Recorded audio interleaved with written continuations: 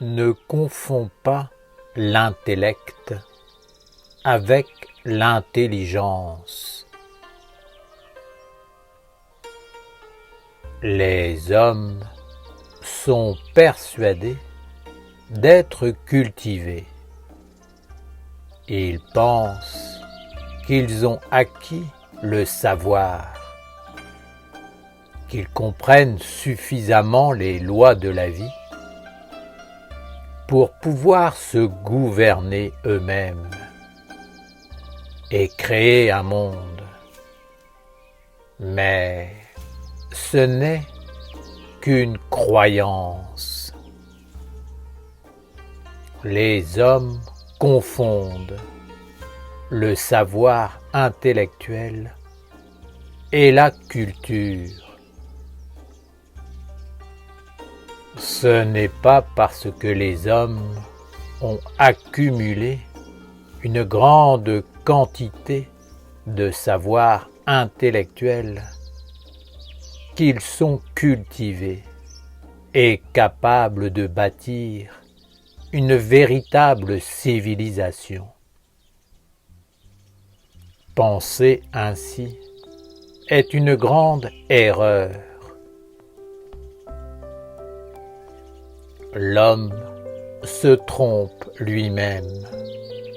Il est profondément inculte. Être cultivé signifie marcher dans un véritable processus d'éducation qui conduit vers un ennoblissement de soi, de la société et de la nature. Une telle éducation ne peut se faire que par l'alliance avec l'intelligence supérieure divine, car c'est elle qui, de tout temps, a transmis les impulsions et guidé les hommes vers la véritable culture. Être cultivé signifie savoir parler avec tous les êtres de la nature et entretenir des relations d'âme vivante et harmonieuses avec tous les règnes.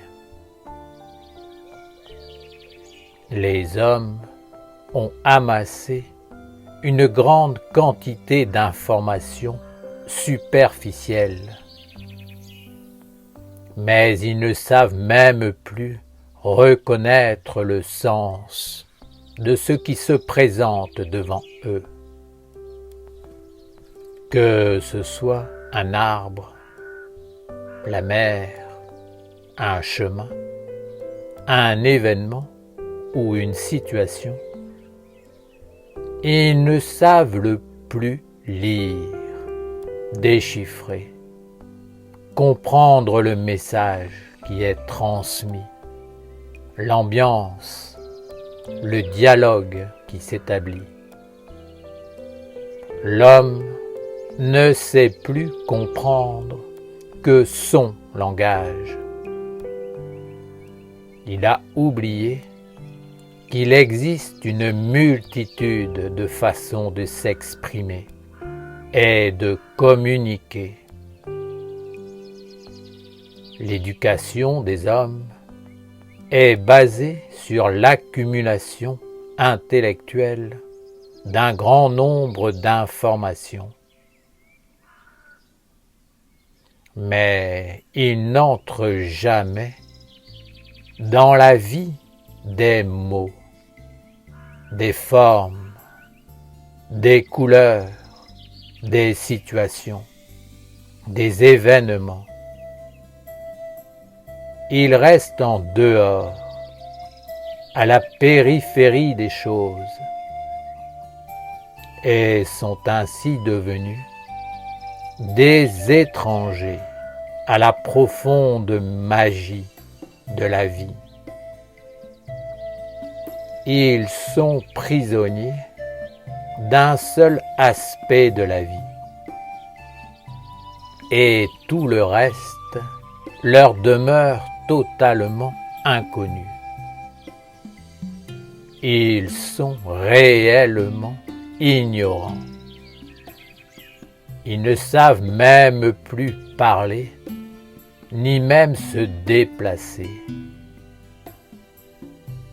Si l'écriture et la connaissance intellectuelle étaient enlevées aux hommes et qu'ils devaient se débrouiller seuls dans un monde qui leur serait devenu étranger, ils auraient grand mal à survivre.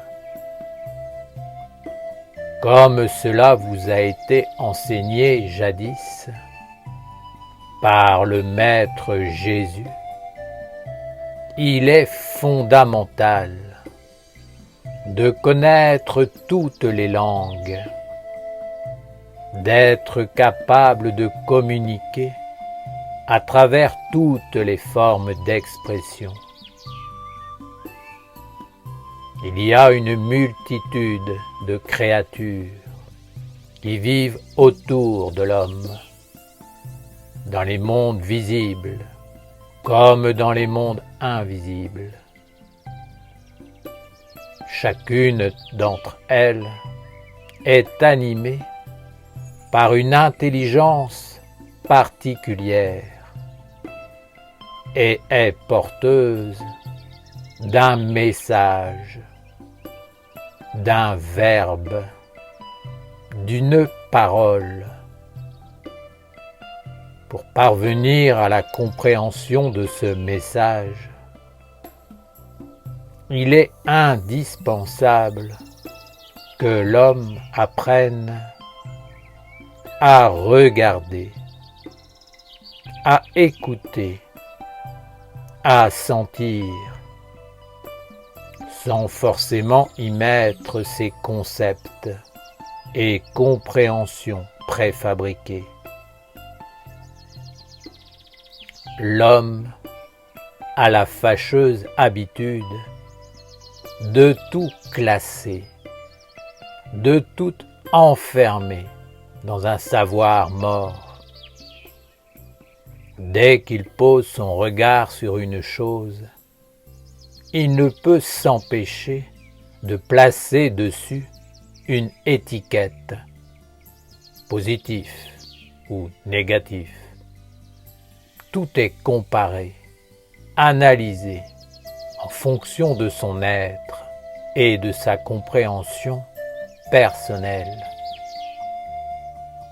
Ainsi, si l'homme voit un chat noir passer devant lui, il pensera que c'est négatif, car le chat est le médium naturel des mondes subtils et que le noir représente ce qui est sombre. Alors, il sera prudent, car ce chat sera pour lui porteur d'un message d'avertissement, un signe que quelque chose de négatif va lui arriver. L'intellect de l'homme empêche ses organes plus subtils, plus animistes, de se manifester et de lui transmettre le vrai message. L'intellect veut comprendre, cloisonner, tout mettre dans des boîtes et tout classer, car cela le rassure. En vérité, ce que vous voyez ne signifie pas forcément ce que votre intellect vous en dit, car même un chat noir peut être porteur d'un message qui n'a rien à voir avec les forces sombres. Mais l'homme s'est éloigné du savoir vivant. Et aujourd'hui, il est de plus en plus incapable de développer ses sens subtils et de comprendre ces mondes de la vie supérieure. Il est enfermé dans une prison dont l'intellect est le gardien. Si un événement échappe à son intellect, l'homme est complètement perdu. Et de toutes ses forces, il va désespérément chercher une raison, une explication sensée qui entre dans son moule. Car il ne faut surtout pas montrer au monde que l'on ne sait pas, que l'on ne maîtrise pas la situation. C'est pourquoi l'homme fonde sa vie sur ce qui paraît sensé, logique, intellectuellement démontré à travers des livres, des enseignements et tout un réseau d'êtres qui renforce ce point de vue par les gros moyens mis à leur disposition. Vous devez vous ouvrir à un autre point de vue afin de développer en vous une autre compréhension qui apportera une autre culture, ou plutôt une véritable culture et une véritable éducation du genre humain. Père Michael, comment entrer dans la véritable éducation et développer des sens animistes? La vie n'est pas que rationnelle. La vie est comme le souffle divin qui passe sans que l'intellect ne sache d'où il vient ni où il va. Le souffle est comme le vent. Il vient pour apporter ce qui est essentiel, ce qui doit être transmis à la vie, à l'homme, à son éducation, à son évolution. Si vous ne savez pas saisir cette impulsion sacrée, vous perdrez tout. Ne soyez donc pas enfermés dans un monde où tout doit avoir une forme figée. Sinon, vous ne percevrez rien et passerez à côté. La forme est nécessaire pour capter l'esprit. C'est pourquoi elle doit être orientée vers l'esprit. Apprenez à regarder tout ce qui vous entoure, non pas pour comprendre le message, mais pour vous faire accepter de ces mondes, juste pour permettre une conversation, un dialogue, un échange. Arrêtez de toujours faire les choses pour acquérir un pouvoir. Bien souvent, Vous voulez comprendre ce qui se passe parce que vous voulez être capable de répondre d'une façon juste. Ainsi, vous cherchez encore à intellectualiser l'événement.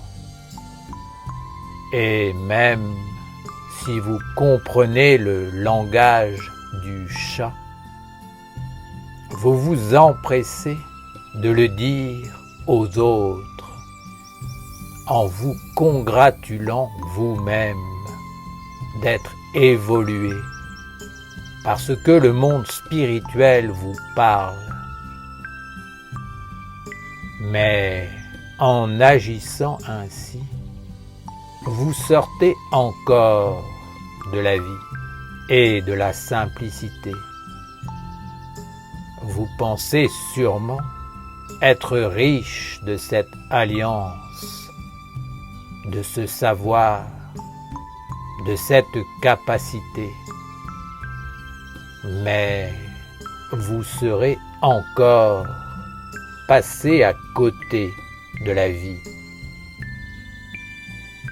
Entrez dans l'alliance, vivez-la et participez à l'harmonie pour nourrir tous les êtres dans les mondes subtils. Ne vous sentez pas obligé de récupérer, de gagner quelque chose. L'essentiel est que la vie circule, qu'elle passe d'un être à un autre en s'enrichissant. Alors, ne soyez pas celui qui éteint la vie et l'empêche de voyager pour rayonner sa lumière. Ce n'est pas parce que votre intellect ne voit pas la vie qu'elle n'est pas vivante et agissante. Vous l'empêchez de circuler parce que fondamentalement, vous êtes sous la domination de la peur. Vous voulez tout contrôler, maîtriser, mais dans le mauvais sens du terme. Vous cherchez à enfermer pour avoir vos réponses. Alors, sans même vous en apercevoir, vous devenez des ennemis des mondes subtils qui fermaient les portes du royaume de la lumière. Vous ne pouvez plus percevoir ce qui est subtil parce que vous cherchez à tirer profit de tout, à exister au détriment de l'autre, sans vouloir donner pour que l'autre, lui aussi, existe.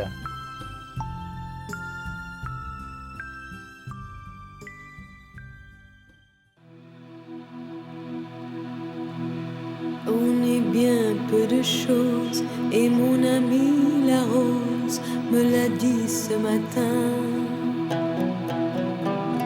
À l'aurore je suis née, baptisée de rosée, je me suis épanouie, heureuse et amoureuse, au rayon du soleil, me suis fermée la nuit, me suis réveillée vieille.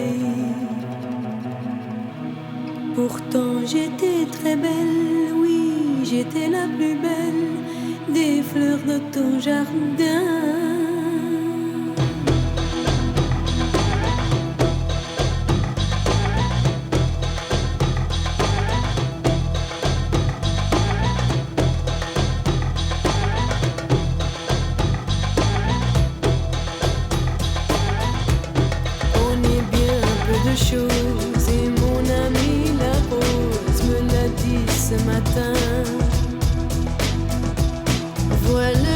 qui m'a